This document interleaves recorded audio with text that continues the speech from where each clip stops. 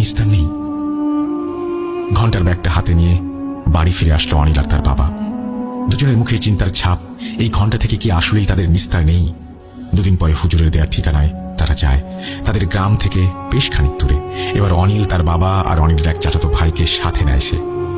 যেহেতু বেশ ভালোই দূরের পথ আর নৌকা যোগে যেতে হয় সেখানে, তাই তিনজন চলে যায় তারা। ঠিকানায় গিয়ে দেখে তিনি বেশ বড় মাপের কবিরাজ। অনেক লোক বসে আছে, তাদেরও সিরিয়াল দিতে হলো।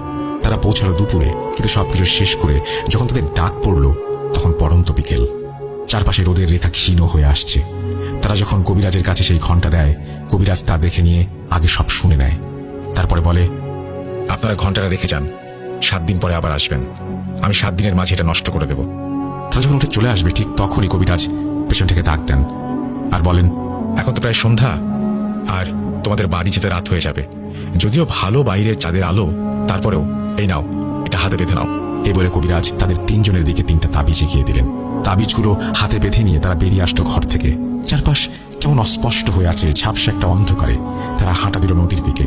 নদীর কাছে যখন তারা আসলো, অনেকটাই অন্ধকার কেটে চাঁদ উঁকি দিচ্ছে মাথার ওপর, আর চাঁদের আলোয় নদীর পাড়ে তা যেন চিকচিক করে উঠছে। তারা উঠে বসলো নৌকায়।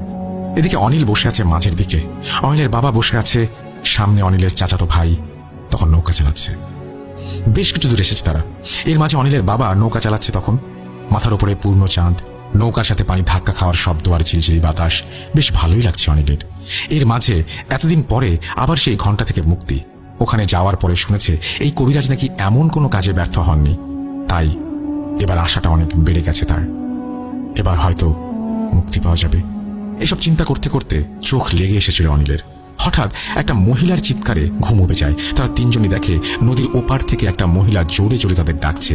এত রাতে একটা মহিলা এভাবে নদীর পাড়ে দাঁড়িয়ে, বেশ অবাক হয়ে যায় তারা। অনিলের বাবা মহিলাকে উদ্দেশ্য করে বলে, কি হয়েছে, আপনি ডাকছেন কেন? মহিলা বলে, আমাকে কি আপনাদের সাথে নিতে পারবেন? আমাকে সামনের ঘাটে নামিয়ে দেবেন। আমার ছেলেটা খুব অসুস্থ, এখানে এসেছি কাজে, আর এত রাতে যাওয়ার কোনো নৌকা পাচ্ছি না।